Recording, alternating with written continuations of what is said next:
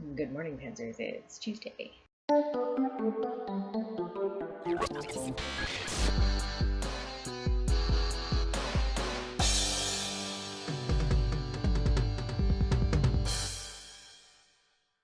First of all, thank you for letting me unload on you guys on Thursday. I appreciate it.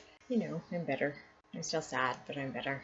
I'm still trying to catch up on my sleep from, while Lennon was sick, which would be easier if we didn't have any other pets because they keep waking me up too. Pepper is very anxious and she wants to check on everyone all the time, so she has to, like, if she wakes up at night, most of the time she wants to come in and check on me, which means I have to wake up because I have to let her in because I sleep with my door closed. And then I told you guys about how our neighbors' cats like to hang out in our yard. About 4 o'clock Monday morning, this sound started happening out in the backyard. My room is at the back of the house, so I could just hear this like meow, meow, meow, meow, meow for like 5 minutes, and I was like, what is that sound? I mean, it was so repetitive and so high-pitched that at first I thought it was my mom's alarm clock. So then I realized it was a cat, and then I thought it sounded upset. Like, it didn't sound hurt. It didn't have like that panicky sound, but it sounded upset. So I thought, well, maybe it's stuck somewhere. So I got out of bed and I put my slippers on, and it was getting light outside, but it wasn't really light. So I got my flashlight and I wandered out into the backyard. And at first I thought it was coming from the hedge, and then it wasn't coming from the hedge. So then I had to sort of follow it, and I thought it was coming from the very back of the hedge, and it wasn't coming from there either. And so I followed it all the way out to the alley. And then the people that live across the alley from us have like a pickup that's parked kind of at the edge of the alley. And it has camper on it and everything, like a camper shell.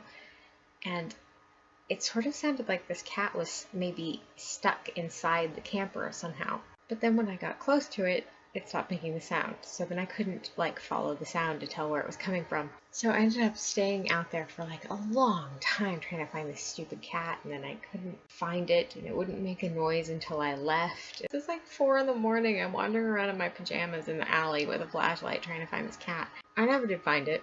It wouldn't make a sound if I was anywhere near it.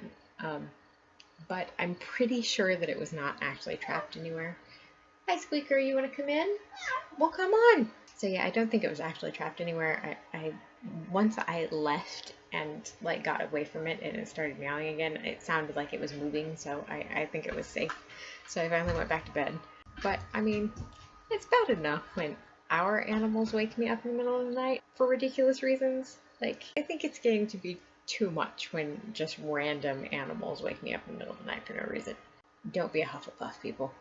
So Sunday was Father's Day, and we asked my dad what he wanted for Father's Day, and he said he wanted to go for a drive, which is like a thing that we do. It usually means that we go out towards the coast. It's about maybe a little over an hour from here to the coast, and then you can go, up or down the coast as you feel. Like, we don't go and sit on the beach or anything, because this is Oregon, and the beaches in Oregon are not really pleasant to sit on. They're very cold and they're very windy.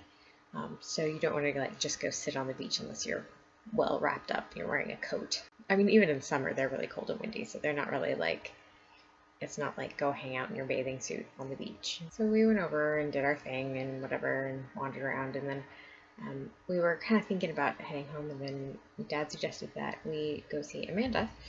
And so we went out to see her, which was nice. We didn't stay very long because, we just sort of dropped in and they were busy. But it was nice to see Amanda, briefly. I haven't seen her in a long time. So that was good.